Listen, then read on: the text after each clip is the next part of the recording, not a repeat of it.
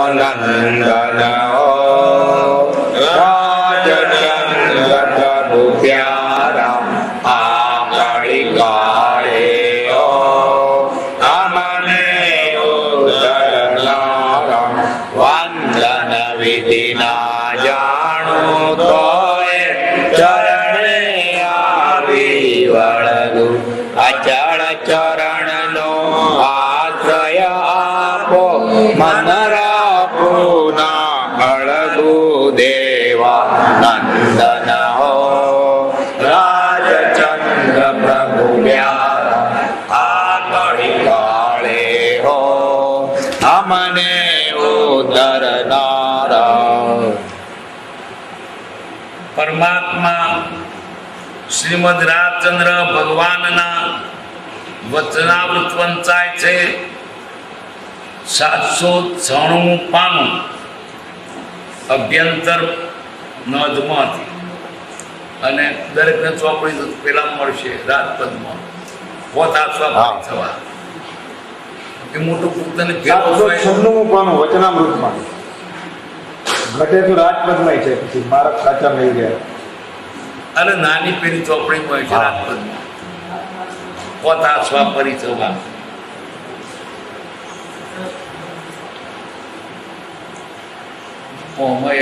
હા,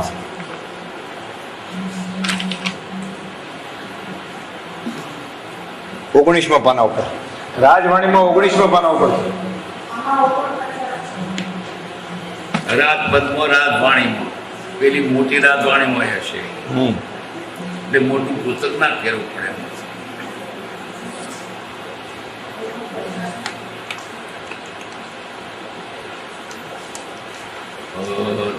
આસવા પરિસવા નહીં નમે સંદે માત્ર રહી બોલ હૈ બોલ ગયે રચના દિન ઉપદેશ કી પરમોત્તમ દિनु का इनमें सब मदरत है करते निज संभाल जिन कोई आत्मा अन्य कोई सोगा कर्म करे तो जिन वचन तप ज्ञानी को मार सब जान्यो निज रूप को अब जान्यो सब लो नहीं जान्यो निज रूप को सब जान्यो तो को ए दिशा की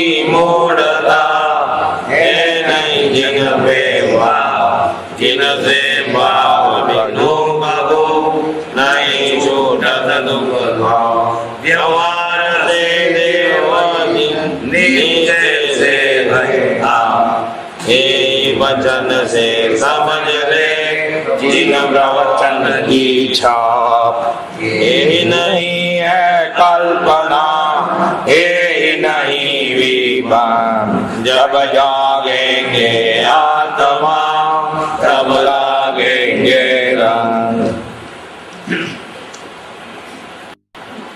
होत आसवा परिसवा नयन में संदेह मात्र दृष्टि की भूल है भूल गए गत के.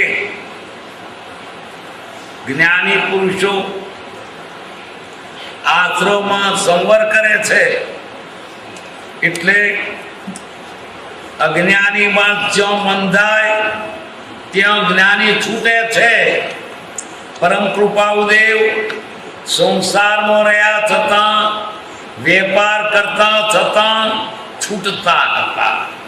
કેમ કે એમની પાસે દ્રષ્ટિ પ્રાપ્ત થઈ હતી.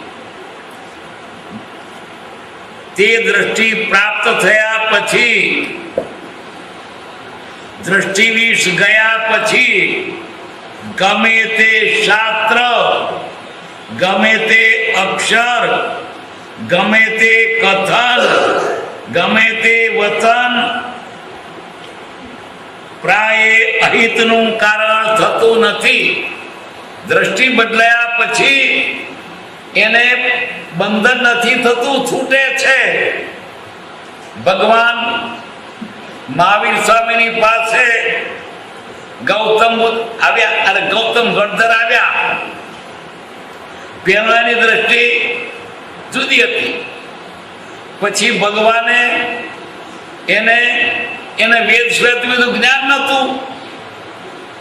તે વેદના જ પ્રશ્નો અને તેના જ ઉત્તરથી આત્મા છે તેને સમજાવ્યું. પણ ફેરફાર શું કર્યો? આજ સુધી જે દ્રષ્ટિથી જોતા હતા દ્રષ્ટિ બદલી નાખી. ભગવાન કે છે આજ હું તમારો ચશ્મો થી વાંચ્યું, આ ચશ્મો મારો ફેરી દો. ચશ્મો ફેરી નાખ્યો એટલે પછી વેદમાંથી પણ તેને આપ્યું. એટલે જો દ્રષ્ટિ ફરે તો પછી ગમે તે વતન ગમે તે શાસ્ત્ર પણ અહીંનું કારણ થતું નથી. જેને સમ્યક દ્રષ્ટિ છે, સાચી દ્રષ્ટિ છે, એ ગમે તોથી પણ મૂલ્ય છે. એટલું જ નહીં, પણ જેને સાચી દ્રષ્ટિ છે તે વ્યવહારમાં છૂટશે. એટલે આપણે એવું નહીં કરવું, જોજો એ તો એ પુરુષની એક કળા છે. પરમ કૃપાદેવ સંસાર વડે છૂટ્યા છે. આપણે લાગે કે તો સંસારમાં હતા, છોકરાના બાપ હતા, વ્યવહારમાં હતા, વેપાર કરતા હતા. એ વેપાર કરતા નતા, છૂટતા હતા. એ રીતે એમને છૂટવાનું હતું. પણ એનું જો વિધો કરતો બંધ થાય. એની પાસે કળા હોય છે.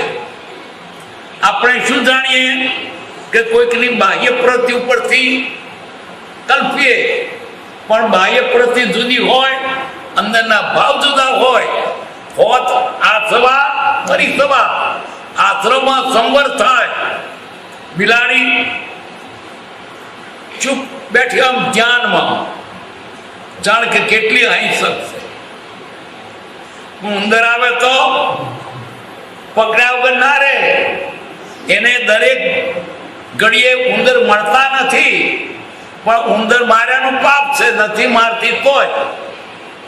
કેમ? એને મનમાં ઉંદર મારવા છે, નથી મળ્યા માટે. એટલે બહારથી શું જોઈએ કે આ તો ભગત છે. ભગત કેવા છે તે લોક જાણે, પણ પોતે જાણે કે લોક જાણે બહારથી, પણ અંદર તો કંઈક નું કંઈક હોય. અંદરની દશા જુદી છે. પરમ કૃપા સંસારી દેખાતા, સંસારી નહોતા. કેવા હતા એ તો એ પોતે જ કહ્યું છે ને, તો આપણે શું સમજીએ? કેવા હતા તે પ્રભુશ્રી ઓળખ્યા, કેવા હતા સૌભાગ્યભાઈ ઓળખ્યા. આપણી તો દ્રષ્ટિ ક્યાં છે? પરમ કૃપાદેવને ભગવાન તરીકે ઓળખ્યા સૌભાગ્યભાઈએ. જૈનના બધા શાસ્ત્રોમાં કે છે આ કાળમાં મોક્ષ નથી, અને કૃપાદેવ કે છે આ કાળમાં મોક્ષ છે. હવે સૌભાગ્યભાઈને જ્યારે છેલ્લા દિવસો ત્યાર પહેલો તેમને જ્ઞાન થયું કે દન 8 થયા, દેહ ને આત્મા બે ફળ જુદા પાસે છે. જે જ્ઞાન ત્યાર પહેલો નહોતું થયું. ત્યાર પછી કોઈ એમના મિત્રે પૂછ્યું કે તો કેવું જ્ઞાન? કે સાહેબ કે કેવું જ્ઞાન હોય તો તમને થશે, તો થશે તો કહેતો જઈશ, તેની તારી શ્રદ્ધા નહીં.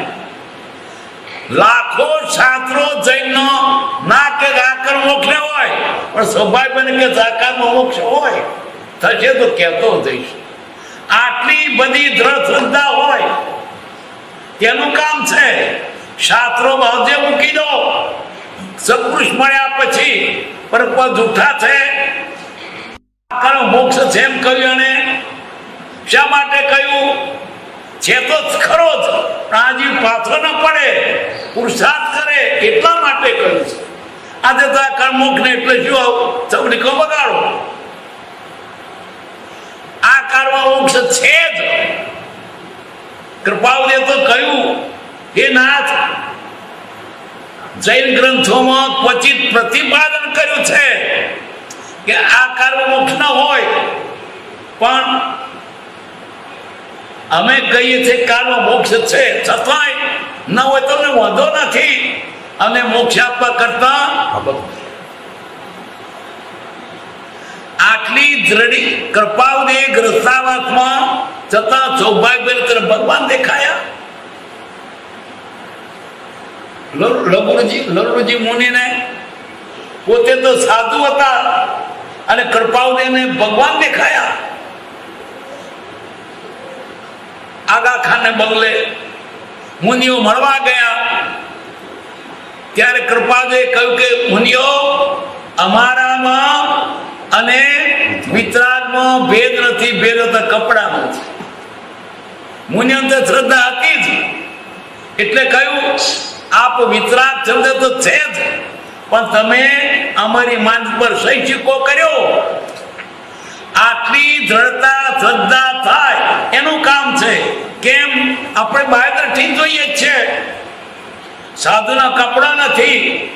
કૃપાદેવ તો સાધુના કપડા નહીં હોવા છતાં પરમાત્મા, એને પોતે કોઈ પરમાત્મા છીએ, તો તમે એને આપનારો કોણ?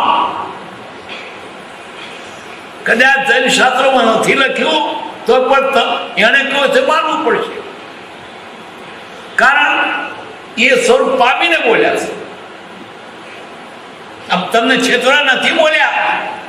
આટલી દ્રઢ શ્રદ્ધા, સૌભાગ્યની શ્રદ્ધા હતી. આકાર મોક્ષ કહેતો જઈશ. શાસ્ત્રોની ગણના ના કરી, કૃપાદના વતનની ગણના એમ એમણે શાસ્ત્રોની ગણના ના કરી કે ચોથે ગુણ થાને કે હોય ગ્રહ. એને ભગવાન જોયા, વિતરાગ જોયા. હોત આ સવા પરિસવા નહીં મેં સંદેહ. બહારથી દેખાય, અંદર કઈ જુદું હોય. પણ ચંદ્ર ઋષિ તાજો લોચ કરી ધ્યાનમાં બેઠા હતા. રોડ રસ્તો હતો, ત્યાં થઈને બે જણ વાતો કરતા જતા હતા કે આ રાજા સાધુ થઈ ગયો, પણ નાનો છોકરો રાજસીતે સાચો છે. પરદેશી રાજા તો ચડી આવ્યો છે. કાને શબ્દો પડે કે તમ છે. કાને શબ્દો પડ્યા એટલે મન લડામ ઉતરી પડ્યું. ચેતમ મારું એમ કરતા કરતા જાણે બાણ છોડવા મળ્યો અને ભાથામાં બાણ ફૂટ્યું. એવું હતું ધ્યાનમાં કાંઈ વાંધો નહીં, મારા શેત્રાણમાં જે બાલા છે તે ચડાવો. એટલે તે માથે હાથ ગયો. એક નિમિત્ત હતું, પાછો ફરી ગયો તો માથું તો બોડિયું રનિંગ જેવું, ક્રિકેટના મેદાન જેવું. હું ક્યાં સાધુ ને ક્યાં લડાઈમાં ઉતરી પડ્યો, એની જ પરાઠી થઈ. ત્યાં થઈને પછી રાધા જતા હતા, એને જોયું કે ધ્યાનમાં મુનિ છે. ત્યાં જ્ઞાની ભગવાનની પાસે જઈને પૂછે છે, ભગવાન મેં પ્રસન્નચંદ્ર ઋષિને જોયા, એ ધ્યાનમાં છે, એમની કઈ ગતિ થાય? કે નર ગતિ. આમ ધ્યાનમાં બેઠેલા માથે રોજ કરેલો નરગતિ થાય. બહારથી તે અંદર તો લડી રહ્યા છે. એટલે પેલાને મનમાં થયું કે મારે પૂછવા ભૂલ થઈ છે, મારે સૌધા ભૂલ થઈ છે. ભગવાન તો જૂઠું બોલે નહીં. એટલે ફરી પૂછ્યું, ભગવાન અત્યારે એની કઈ ગતિ થાય? તો કે દેવ ગતિ. તારી પાસે બધા વિદા થયો. હમણાં કહેતા હતા નરગતિ, હવે કે છે સ્વર્ગતિ. એવામાં તો દેવદૂત બીવાઈ ગયો. ભગવાન શું થયું? એને ક્રોધ એની એ પલાટ છે. એક વખત નરકના ભાવ છે, બીજી વખતે સ્વર્ગના ભાવ છે, અને મુક્ત થાય છે. હોત આસવા પરિસવા. આશ્રમમાં સંવર થાય છે, આશ્રમમાં નહીં. આશ્રમ એટલે જ્યાં પાપ ની જગ્યાએ પણ છૂટે અને છૂટવાની જગ્યાએ બંધાય. ખેતરમાં કામ કરતો હોય તે છૂટતો હોય અને મંદિરમાં બેઠો બંધાતો હોય, એની સામે બેઠો બંધાતો હોય. પ્રત્યેક સદગુરુ યોગમાં પ્રત્યે દ્રષ્ટિ આપણે કલ્પીએ કે એ તો મનની પડ્યા છે પરા ભગત હોય. ભગતો ભગવાન તમે કેવા છો? પશ્ય લક્ષ્મણ પંપાયા બક પરમ ધાર્મિક શનૈ શનૈ પદ ધત્તે. રામ ને લક્ષ્મણ જતા હતા. પંપા સરોવર આવ્યું. પંપા સરોવરમાં બગલો ધીરો ગોવતી. પછી લક્ષ્મણ પંપાયામ, રામ લક્ષ્મણને કે જો આ પંપામાં આ બગલો કેટલો ધાર્મિક છે, ધીરે ધીરે પગ કમી દો, જીવના નુકસાન ન થાય. એ ધાર્મિક હતો. ત્યાં માસનું બોલી ઉઠ્યું, બકા કી મળે તે રામા, રામ તમે બગલાનો કેમ વખાણ કરો છો? તેના નિષ્કુલી કૃતામ, એમણે તમારા કુળનો નાશ કર્યો. સહવાસી વિધાનાથી ચરિત્રમ સહવાસી નામ, એની સાથે રહેતો તે જાણે એનો કેટલો ચરિત્ર છે. હવે એ બગલો ભગત હતો પણ બહારથી ભગત જેવો દેખાતો. એટલે બહારથી તમે કંઈક જુઓ, અંદર કોની વાત? જ્ઞાનીની વાત. આપણે જ્ઞાનીને બહારથી કલ્પી શકીએ નહીં, એ તો અંદરથી છૂટતા હોય છે. હોત આસવા પરિસવા. ભરત રાજા તે મોક્ષધના અને તીર્થંકરના દીકરા ચક્રવર્તી અને 6 ખંડનું રાજ, કેટલી રાણીઓ, કેટલા છોકરા, કેટલા યુદ્ધ, કેટલી મોત છો. ભરતે તો વૈભવ મચ્યો હોય તો, અને છતાં તે વૈરાગી હતા. મનહી મેં વૈરાગી, ભરત મનહી મેં વૈરાગી. કેવો વૈરાગ હતો! રાજ કરતા થતા પણ છૂટતા હતા. પ્રજ્ઞાબોધ. આ પ્રજ્ઞાબોધમાં 125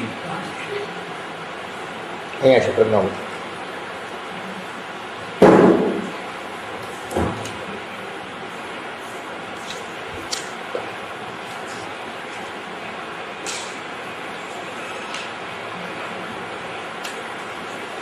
હવે ભરત રાજગાદી પર બેઠા છે, છતાં છૂટે છે. આ કેવો વૈભવ, એનો પાર વગરનો. એનો ખોરાક કેવો અદ્ભુત લાગે. બહારથી કલ્પના કરીએ કે આ સાધુ નથી, આ તો ચોથે ગુંઠાને કે છે. પરમ કૃપાદેવ ચોથે ને એને ગુંઠાણું ના આવડે. બહારથી વેશ માનો છો. કૃપાળુદેવ પરમાત્મા છે પોતે કહ્યું, પણ તમે એને માપનાર કોણ? એને પોતે કહ્યું અમારા વિચારમાં ભેદ ગણશો નહીં. બીજો શ્રીરામ છું, બીજા મહાવીર છું, તો તમે એને માપનાર કોણ? તાકાત છે. શતાધાર તો અષ્ટાધાર તો કરી જુઓ, મનની વાતો જાણી જુઓ. નામને તો બોલાવી દો તો બહારનું છે. મુખ્યતા ને વિતરાગતાની છે, પણ આવું કોની પાસે? અને કશું નથી એનું, એને માપવા જાય છે. પરમ કૃપાળુ પરમાત્મા હતા. એ દ્રઢ થશે ત્યારે આપણું બધું ઉકેલ આવશે. આ કાળની અપેક્ષાએ તેના ખોળામાં માથું મૂકો. બીજો કોઈ છે નહીં. 2,500 વર્ષના ગાળામાં ટક પાક્યો છે. એના પગલામાં, એના પેગડામાં પગ ગાળો કોઈ પાક્યો નથી. અમને તો દ્રઢ શ્રદ્ધા છે કે ગમે તેવો કોઈક આવે એના સિવાય બીજો કોઈ નહીં. ભગતડા અંતર્યા ઉડતો આવે તો બીજા ના માનીશ. પ્રભુ શ્રી એ તો આખાનું આશ્ચર્ય છે. જે પુસ્તક દુર્લભ પણ ચોથા કાળ હોય તો આ કાળમાં તો નહીં, ચોથા કાળ હોય. આપણને વસ્તુનો શ્રદ્ધા ક્યાં છે? શ્રદ્ધા તો બસ આ સિવાય બીજો નહીં. બ્રહ્મચાર્ય શું કહ્યું? તારા સિવાય બીજો નહીં. અને પ્રભુ શ્રીને એટલા જ નહીં, એ સિવાય બીજો નહીં. એને તો હૃદયમાં ભગવાન. मैं दीवाना रात का, हर किसी को मार डालूंगा, बीच में सिर की खावे. मैंने मेरा घर जार दिया और उसका जारू. હવે કા સાધુ આ ગ્રંથમાં શું જોયું છે? આપણે બહારથી જોયું કે પડેલા હતા એટલે માયા હતી, એને નથી માયા. ભગવાન તીર્થંકરને બાળપણથી વ્યવહારમાં હતા, ઘોડા ખેલાવતા હતા, જન્મ્યા ત્યાંથી ભગવાન હતા. જન્મ્યા ત્યાંથી ભગવાન હતા એટલે જન્મતા પહેલા દેવોએ તેમના કલ્યાણ પૂજ્યો છે. હજુ ગર્ભાવસ્થામાં એમને કેવળ જ્ઞાન થયું હતું, એમણે દીક્ષા લીધી તો દેવોએ કલ્યાણ કર્યો છે. કેદાર કેવળ જ્ઞાન હતું, એને તપ કરી તો દેવોએ કલ્યાણ કર્યો છે. એટલે ભગવાનની સર્વદશા પૂજ્ય છે. ભગવાન રાજ ગદી પર બેઠો હોય તો પૂજ્ય છે, અને ખાતા હોય તો પૂજ્ય છે. જ્ઞાની પુરુષની દરેક દશા આપણને બોધરૂપ છે. ખાતા હોય પીતા હોય એ ખાતા પીતા નથી, સ્વરૂપમાં છે. બેઠતા હોય ઊંઘતા હોય, બૈરોદરે બેઠા હોય એ નથી બેઠા, સ્વરૂપમાં બેઠા છે. આટલી જળ. આ હળતા કળિયુગમાં જેને કોઈને પરમ કૃપા પ્રત્યે સાચી શ્રદ્ધા થશે એનો બેડો પાર છે. પ્રભુ શ્રી કહેતા જેને ભલું થવાનું છે એને આની શ્રદ્ધા છે. શ્રદ્ધા પરમ દુર્લભ. એટલે પેલો ભરત રાજા એને સવારી કાઢી છે.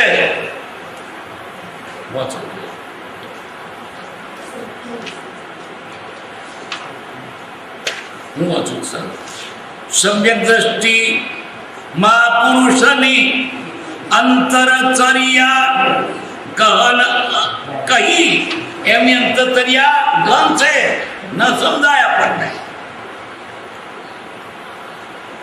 બોલે તો પણ મૌન સદા, બોલે છતાં બોલતા નથી, ખાય છે છતાં ખાતા નથી, ને ખાય છતાં ઉપવાસી રહી, ખાય છતાં ઉપવાસી. શ્રી કૃષ્ણ એની રાણીઓને કે છે, આ જમના નદીને સામે કિનારે દુર્વાસા ઋષિ છે, એમને તમે પાછું ખરી આવો. રાણીઓ કે દશીતે જઈએ. જમના નદી તો બે કોઠે બે છે. કૃષ્ણ કે છે નદીને કિનારે જઈને કહેજો કે શ્રી કૃષ્ણ સદાય બાર બ્રહ્મચારી હોય તો જમનામય બાર. કોને તો વિશ્વાસ આવે, પણ રોણ્યો વિશ્વાસ આવે. રટિયા પોતાને પાહો ગયો, પણ છતાંય કહ્યું નથી બે ભાઈ. શ્રી કૃષ્ણ તો કોણ હતા? સમગ્ર પુરુષ, જેને સુદર્શન ચક્ર હતું. સુદર્શન સમ્યક દર્શન, ચારે ગતિનો છેદ કરે, કોઈને બાકી ના મળ્યું.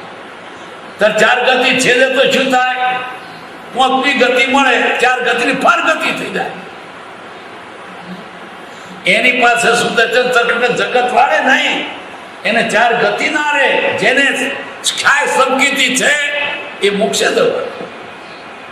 હવે એવાને આપણે બહારથી દેખીએ, એ તો ગોપીઓ હતી, ખાતા હતા, પીતા હતા, રમતા હતા. એ બધું બહારની લીલા. લીલા એટલે લીલાયા. લીલા એટલે કઈ ચોટે નહીં, માત્ર. એમ જ્ઞાની પુરુષોને સંસારમાં રહ્યા થતા આપણી પેટે ખાતા હોય તો વર્ગે નહીં, બૈરો હોય તો વળગે નહીં, કે ચિકાસ નથી, એને ક્રોધ નથી, એને પૂરો કશાય નથી. એટલે આવા જેવા ચક્રવર્તી રાજા હતા ભરત મનહીને વૈરાગી એવા. પરંતુ આવા વિતરાગીઓ કોકર ચોપડે ચડ્યા છે.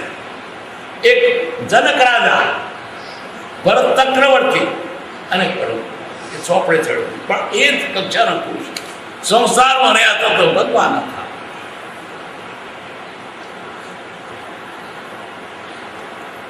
પછી સામે કિનારે ગયા અને ભાથું ખવડાવ્યું. પછી કે જઈએ કે જાઓ, પણ જીતે જઈએ. જમના નહીં તો બે કોઠે બે છે. ઋષિ કે છે નદી કિનારે જઈને કહેજો કે દુર્વાસા સદા ઉપવાસી હોય. કેમનું શ્રદ્ધા? અમારી રૂપુત્ર ખાધું છે, ખાતા થતા ખાતા નથી. સ્વાદનો ત્યાગ આહારના ત્યાગ બરાબર છે. આપણે સ્વાદ માટે ખાઈએ છીએ. દેવલાલીમાં લખ્યું છે રસોડે, સ્વાદનો ત્યાગ તે આહારના ત્યાગ બરાબર છે. જ્ઞાની ખાતો થતા ખાતા નથી. અજબ વાત છે, આપણાથી ન સમજાય. આપણે જે જગ્યાએ હઈએ અને જેવી આપણી સ્થિતિ થાય એવી જ્ઞાનીની કલ્પીએ.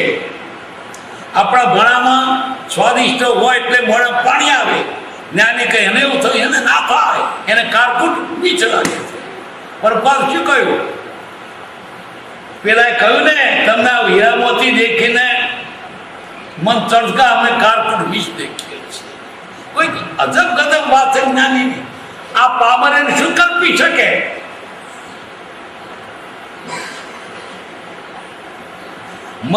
મહારાજ વૈભવના ભોગી યોગી અનુપમ તોય કયા. મહારાજ ભોગવે થતો યોગી. ઘોર રણે માનવદ કરતા તો પણ અહિંસક તોય કયા.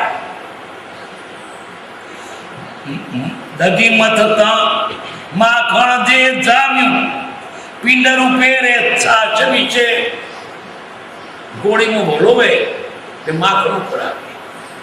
એ માખણનો પિંડ તમે તળે મૂકો તો તરી ઉપર પછી નીચે રહે જ નહીં. એમ જ્ઞાની તરી ગયા છે. પછી તો એ ગોળીમાં છાછમાં હતો પણ એ માખણ દબાય નહીં. એમ જ્ઞાની સંસાર ભર્યા થતા કરતા ને કરતા છે. તો પણ તેમાં કદી ભળે નહીં. જ્ઞાન ઉત્સાહ અપૂર્વ દિશે કેવી અપૂર્વ. આત્મ અનુભવનો મહિમા કવિ કોઈ પૂરો નહીં ગાઈ શકે. આત્માનો અનુભવ કવિઓ નહીં ગાઈ શકે. અંતર ત્યાગ સુદ્રષ્ટિ ઉરે વથતો વથને ન એનો અંતરનો ત્યાગ. સમ્યક દ્રષ્ટિના અંદરમાં જે ત્યાગ છે. બીજા શું દેખાય? બીજા તો દેખે દુકાને બેઠા છે, પૈસા પેદા કરે છે, માથે પાઘડી મૂકી છે, પગમાં જોડ્યા નતા પહેર્યા અને પાઘડી નથી. એ તો દિગંબર સાધુ. કેવા દિગંબર સાધુ હતા? અમે દેહધારી છે કે કેમ ત્યારે સંભાળીએ ત્યારે બોળ જાણીએ છીએ. જેને શરીર ન થેડ્યું એને રૂગડું તો થેડ્યું છે. એની આગળ દિગંબર સાધુ તો વામણા છે. એને શરીર ન થયું, રૂગડું તો થેડ્યું છે. એને માપવાની આપણી તાકાત નથી. તો ભૂલે થયું કે ખોડ કરતા અશાંતતા થશે. એને પોતે કહું પરમાત્મા એ વાત માનતા. ચોથું બધું ગૂંઠણ હોય નહીં. જૈનોમાં શું કે ચોથા ત્યાગ હોય ને ગ્રંથ, એ ગ્રંથ જ નતા ને. સાધુ ચરિત્ર ગુરુ સ્મરણ તમારે શા કરવું? સાધુ ચરિત્ર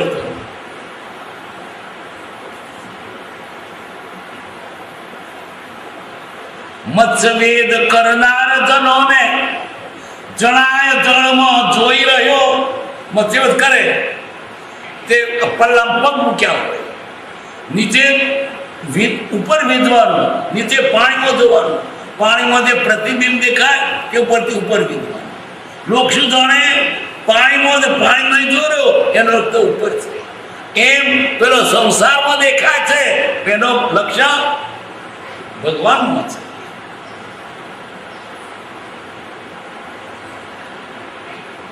તેમ મહાત્મા સમ્યક દ્રષ્ટિ જાય જન સામાન્ય સમાન.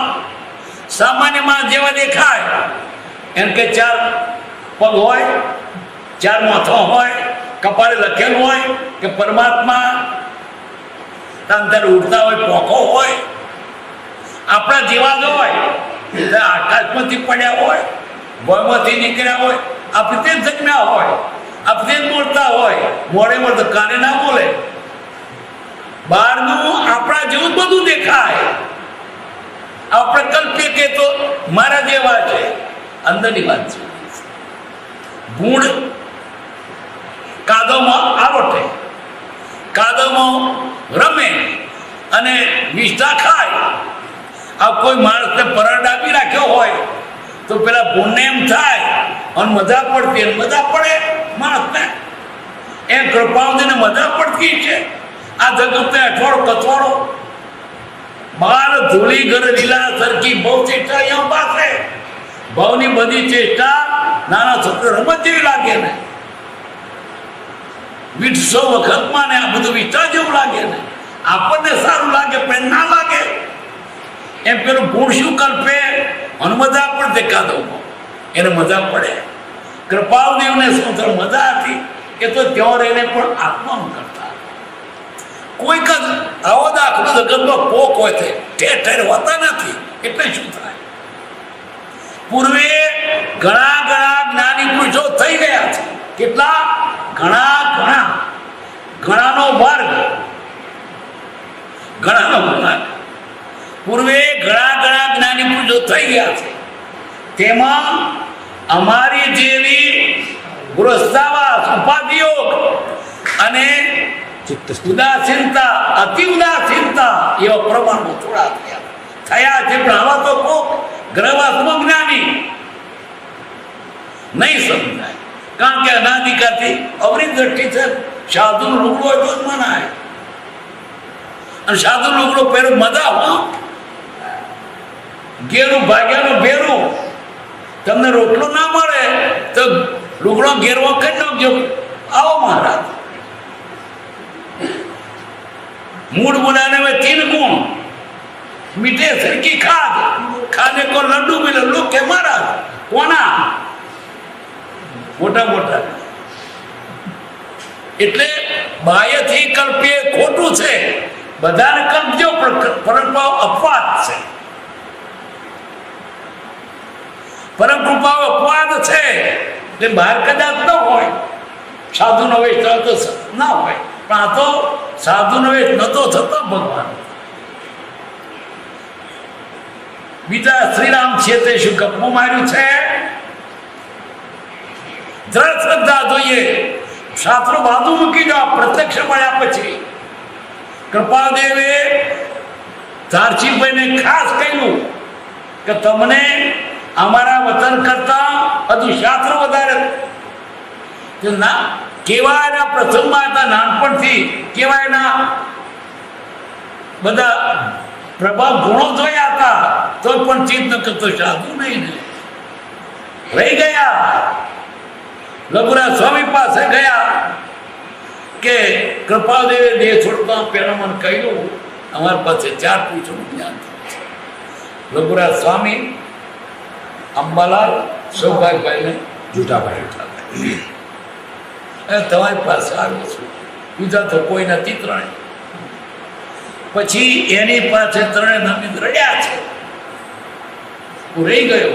ક્યાંનો રહી ગયો? શાસ્ત્રો વિદેશ હતો. શાસ્ત્રોમાં કહ્યું છે ને, આટલો બધો પ્રભાવ પુરુષ એની પાસે હતા, પણ રહી ગયા. પછી તે ભાગશાળી તે વળી તેવો પડી તો જીદ.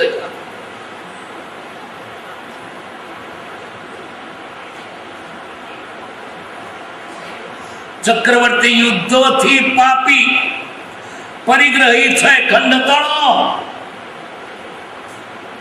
કઈ ગતિમાં જાશે એવો વણિક કરે વિચાર ગણો. ભરતરાજાએ સ્વારી કાઢેલી. ચક્રવર્તી આવે એટલે કેટલું લોકો શણગાર કરે, બધે શણગાર ને તોરણો. સોજિત્રામાં ગાયકવાડ આવેલા, ગાયકવાડ રાતો જતુરિયા પછી પણ એનો ભૂતકાળનો રાજા હતો ને, એવું સોજિત્રા શણગાર્યો હતો. તે કતું શિક્ષક હતો, અમારા રાજા આવ્યા છે. ગાયકવાડ આ તો ચક્રવર્તી, એટલે બધે શણગાર કરેલા, રોશની કરેલી અને તોરણ બાંધેલા. તે વાણીઓ આઠમું બેસી રહેલો, મોડું ઢીલું. આ રાજા કેટલો યુદ્ધ કર્યો, કેટલી મોજ શોખ કરે છે, કેટલી રાણીઓ, બિચારી શી ગતિ થઈ છે. પેલા વાણિયાના મનમાં એમ તો ઉદાસ બેસી રહેલો, પણ આ તો અવધિ જ્ઞાની હતા રાજા.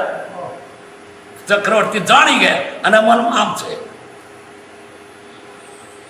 ચક્રવર્તી યુદ્ધોથી પાપી, પરિગ્રહી, છખંડ તણો, કઈ ગતિમાં જાશે એવો વણિક કરે વિચાર ગણો. ભરત ચક્રવર્તી તો થઈને જાય જનો સન્માન કરે, વણિક વિમુખ વિચારે બેઠો. ડૂબ્યો બેચ રહેલી હાથ પરે, બીજાને ઉઠવાનું તો ઢીલો. રાજાએ તો એને જોઈ લીધું, કારણ કે અવધિ જ્ઞાની હતા, એના મનમાં ભાવ છે. બોલાવો પેલા. એ પોલીસ કેવું થાય, કાથી કઈ પાટલી કાથી નાખી દો. ચક્રવર્તીનો હુકમ મરી ગયો. હવે આવ્યો ચાંદ પૂછવાનું નહીં કે એનો કયો ગુનો. કોણ કહી શકે ચક્રવર્તીની અંદર એ પેદું હોય તો પપ્પાની પડીએ. પછી તો પેલો ભણ્યો તો બધા બાદલ ભેગું થયું, પૂછતા નથી કયો ગુનો છે. ભાઈ આપ જવા દો ને, પછી આપ જવા દો ને, એક સાથે જવા દેવું શરત આપે. ભરત ભૂબંધરે પણ તો તે અવધિ જ્ઞાને કડી ગયા, સૈનિક પાસે પકડાવીને વણિક પ્રતિકૃત થયા.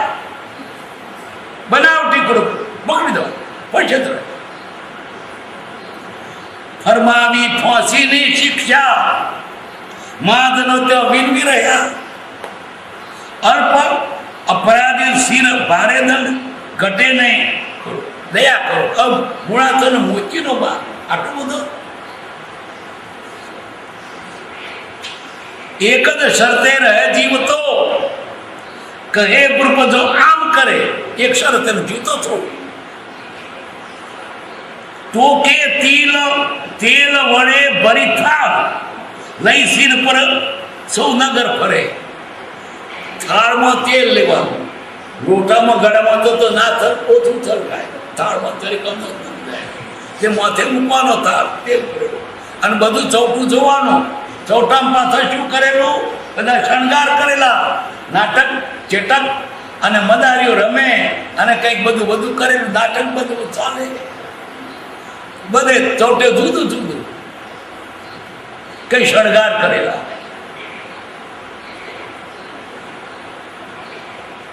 તો કે તેલ ભળી ફરી ધાર લઈ શિર પર સો નગર ફરે.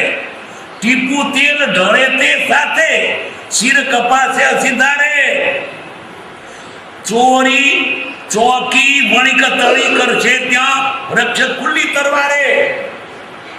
જો એક ટીપું પડ્યું તો ડોકું પડ્યું સમજે, આ તારી પાસે આ માણસ ઉગાડી તલવારું. પેલું તો શું જોઈએ, એને તો મનમાં તો થયું કે મરવાનું જ છે, પણ કદાચ મરી નીકળું તો હરકત આટલી છોટક બારી છે, અઘરી હતી. ભાષા કેવી સરસ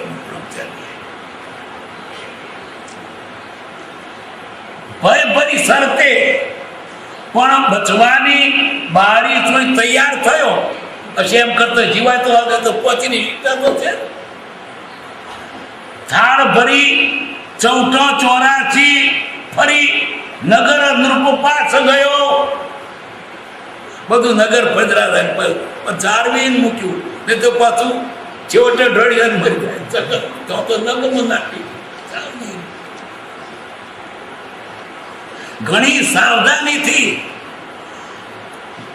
થાળી નૃપચરણે મૂકી નમન કરે. આપ કૃપાથી રહ્યો જીવતો, એની કૃપાથી જીવતો રહ્યો. મોટાને કેવી ખુશોમતી વાતો કરી પડે છે મોટાની આગળ. મોટો મારે ને ખાવડું તો ખંખેલ બાપા તમે ખાડું કંઈક નુકસાન નથી થયું.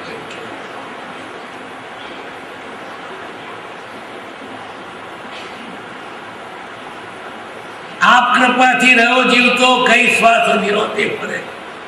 હવે ભદ્રદાર એને બોધ આપે છે.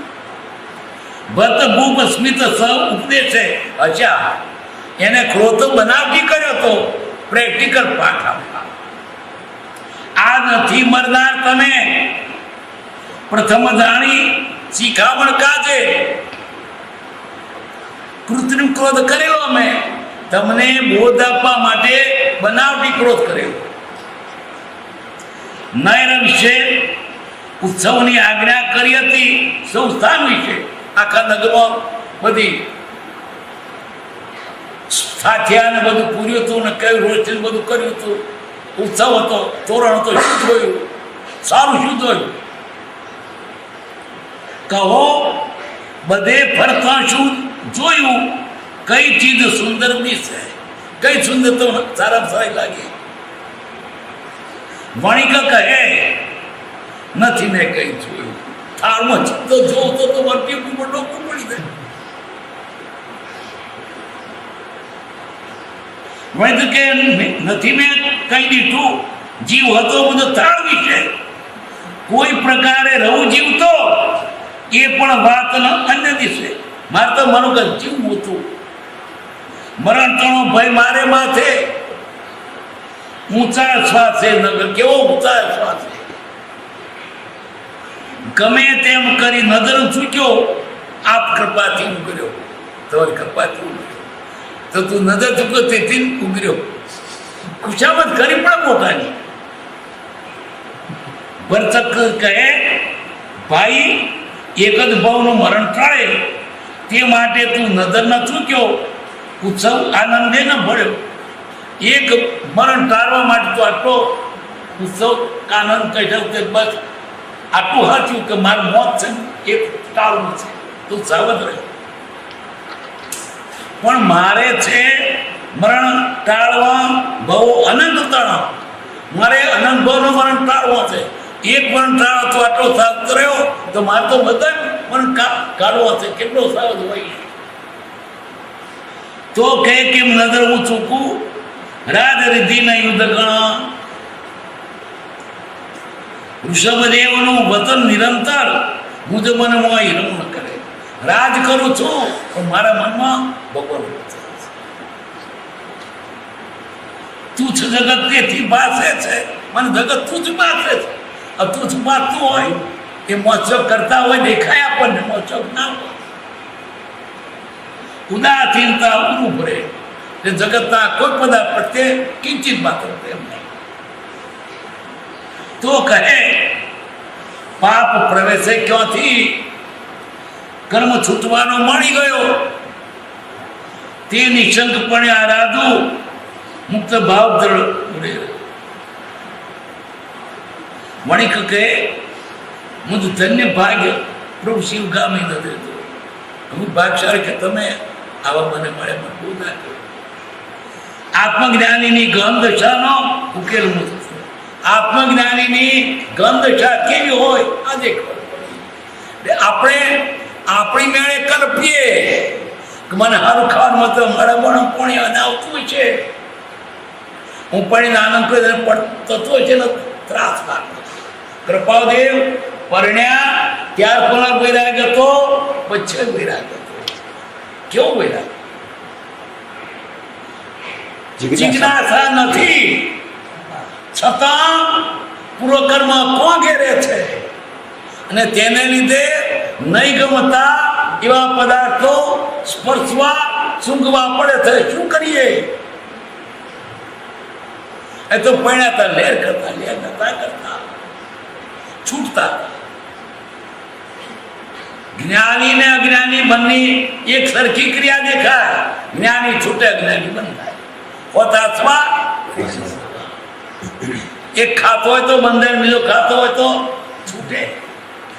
એક પાણીને બંધ છૂટે, બીજો કુંવારો બંધાય.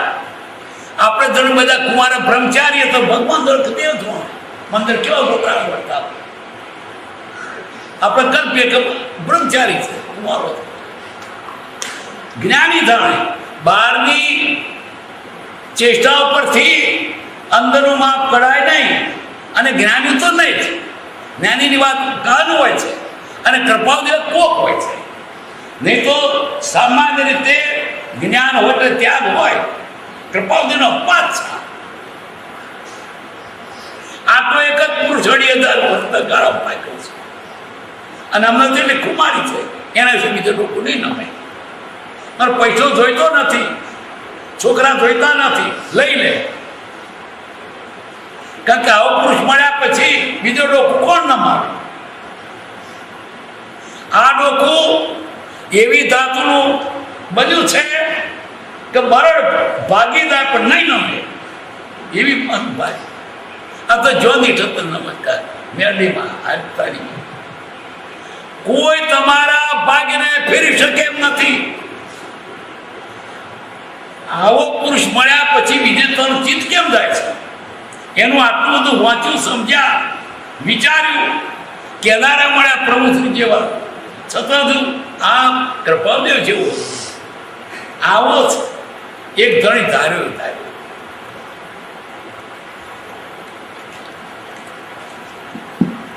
હોત આ સવા પરિસવા નહીં બે સંદેહ માત્ર દ્રષ્ટિ કી ભૂલ હે. દ્રષ્ટિ ફરે તાર કર પડે, નહીં તો છૂટવાનો સાધનો પણ બંધન થાય. ઉપાશ્રય, દેરાસર, પર્વનો દિવસ, પર્યુષણનો દિવસ અને છઠ પોચમના ઝઘડામાં જૈન સાધુઓ રથોની દોડીને લડ્યા રાહ જોતા. વેશ કેવો સાધુ, પવિત્ર. ચોગાન કેવું દેરાસર. દાડો કેવો પર્વનો, પણ અંદર ભાવ પેલો કોણ ખાવે? પણ બહારથી જોઈએ એમ એને દેરાસરના ચોકમાં જૈન સાધુઓ પર્વને દાડે લડ્યા.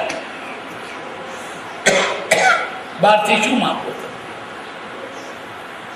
આ જીવને બહારથી મપાય છે, બહારથી ના મપાય. અંદર ચોર હોય ને બહાર સાધુ હોય. ભગવાન મહાવીર ના સમયમાં એક સાધુ નામ ભૂલી ગયો, એવું નામ જ છે. તે ઉદાઈ રાધાને મારવા માટે સાધુ થયો અને મોટા સાધુની પાસે એટલો વિનય કરે, એનો વિનયન કર્યા. વિનયન રાજા પણ પર્વના દિવસે ત્યાં ઔષધ કહીને રહે, વિરાસતમાં, ઉપાશ્રયમાં. રાતે ત્યાં રાજા સુઈ રહ્યા છે, પણ તે તો સાધુ થયેલું રાજાને મારવા માટે અને એટલો વિનય કર્યો. હવે સાધુ કોઈ નથી, પણ અંદર શું હતું? મારવાના ભાવ હતા. તે રજોહરણમાં લોમી છરી નાખી. રાજા સુઈ ગયો તો કાપી નાખ્યો. એ માટે જ સાધુ થયો. બહારથી સાધુ, અંદરનો ઘાતકી. લોકોને કહો તો કોઈ સાધુ નથી, કેવો સાધુ? વિનય તો ના પડે. બહારથી શું કલ્પો?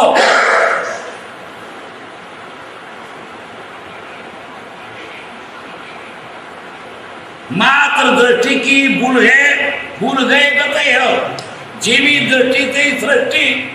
તમારી દ્રષ્ટિ પ્રમાણે તમને લાગશે. એકને એક વસ્તુ, એકને અમુક બોધ થાય, બીજાને બીજો બોધ થાય, તો દ્રષ્ટિ બહુ થાય. એક જગ્યાએ એક જુવાન સ્ત્રીનું માંડું પડેલું, ત્યાં થઈને સાધુ જાય એને વૈરા, અરે આનો બંધ બહુ નકામો ગયો, ધર્મ કર્યો હોત તો એની સારી ગતિ થાત, આ જુવાન મરી ગઈ છે. તો તેને કૂતરું જાય, તે કૂતરાના મનમાં આ સાધુ ખસે તો હું ખાઉં, એને ભૂખ લાગી, પેલા વૈરાગ લાગ્યો, પછી તો થઈને ચોર ધોતે ઉભો રહ્યો, આ સાધુ ખસી જાય ત્યાં ઉપરને ધડજો લઈ લેવો, એને તોડી નાખવા. ત્યાં તો કે બધ અવારા માણસ જતો હતો, કેવી સરસ નાથબેન જીવતી હોત તો એને કેવો ભાવ છે? જેવી દ્રષ્ટિ તેવી સૃષ્ટિ. આપણી દ્રષ્ટિ બદલીએ તો સરખું છે, ને તો તમે કમળો છે તો બધું પીળું દેખાશે. ચશ્મા ફેરવાનો, જગતને ફેરવાનું નથી. જગત તો જેમ છે તેમ છે, બધું દ્રષ્ટિમાં મેલ છે. માત્ર દ્રષ્ટિ કી ભૂલ હૈ, ભૂલ ગયે ગતિ. એટલે અહીં બીજી વાત મારે મુદ્દો શું કહેવો છે?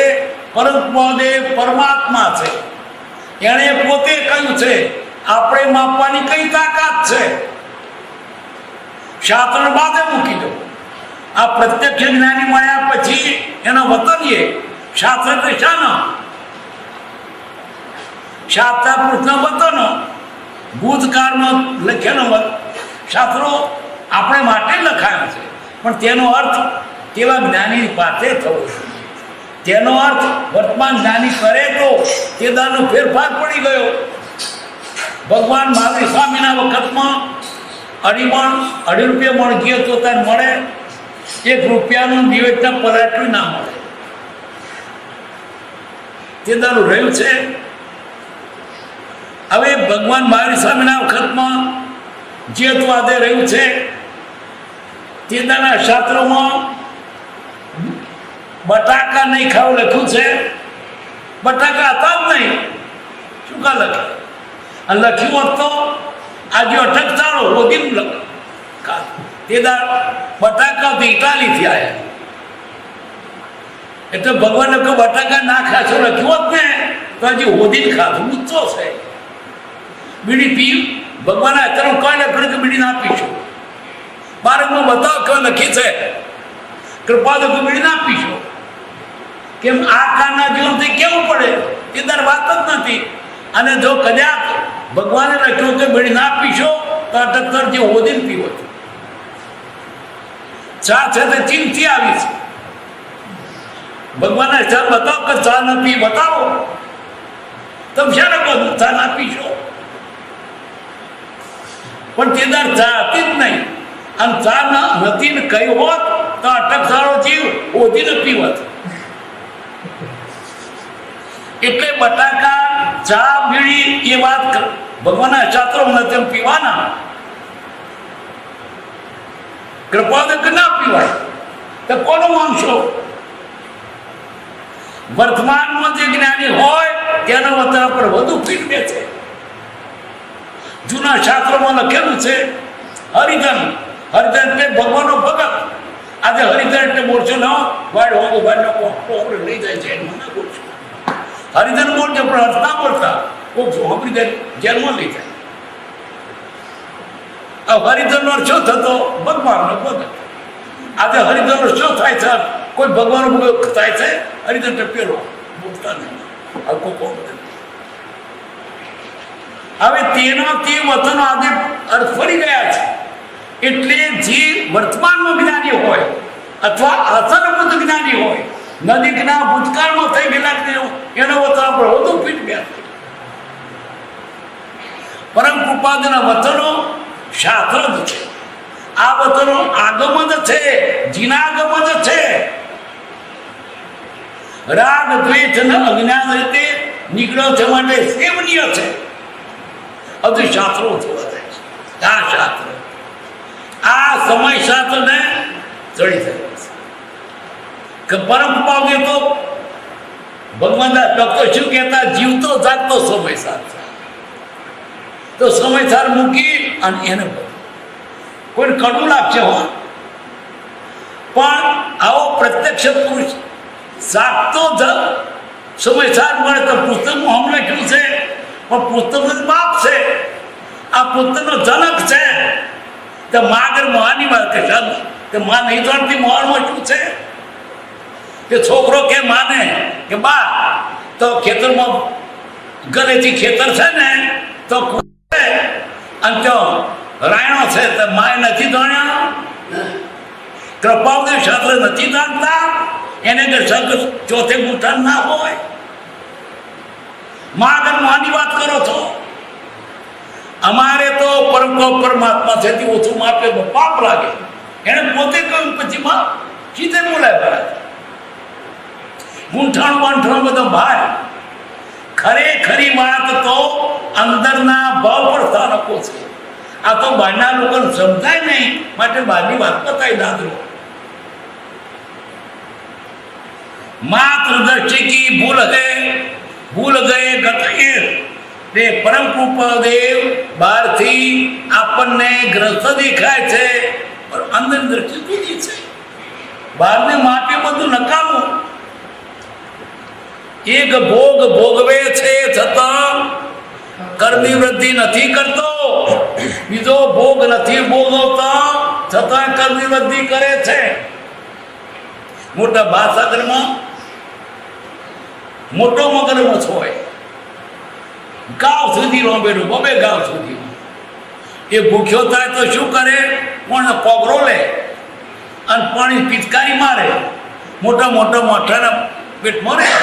અને નાનો તો દાંતની તરડમાં દીકરી જાય, તેની પોપડમાં પાછો નાનો મચ્છર, એ પણ પંચેન્દ્રિય અને સંઘની મનવાળો, કેટલો ચોખા જેવો, ચોખાથી નાનો. એ શું વિચારે, આ તો મૂર્ખો છે. એની જગ્યાએ હોવ ને એ કઈ મોટલું ના જવા દેવું, ખાતો નથી અને છઠ્ઠી નરકે જાય છે. હવે ક્યાં વાત રહી, નથી ખાતો કારણ કે મનમાં મારેલા ભાવ છે. હોત આ સવાલ નહીં એના મેં સંદેહ માત્ર દ્રષ્ટિ કી ભૂલ ગઈ. ને પરમ કૃપાદેવ એ જે પોતે પોતાની દશાની વાત કરી છે, આપણે કેમ પહોંચ્યા છે સમજીએ. અને સારું છે કે એની વાત ઉગાડી કઈ પણ માપીને કહેવાનો હતો. માત્ર દ્રષ્ટિ કી પણ જેવી દ્રષ્ટિ તે દેખાય, જે દ્રષ્ટિ એવું લાગે એને કોઈ કઈ કરવું, કોઈ કઈ કરવું. સહજાત્મ સ્વરૂપ પરમ ગુરુ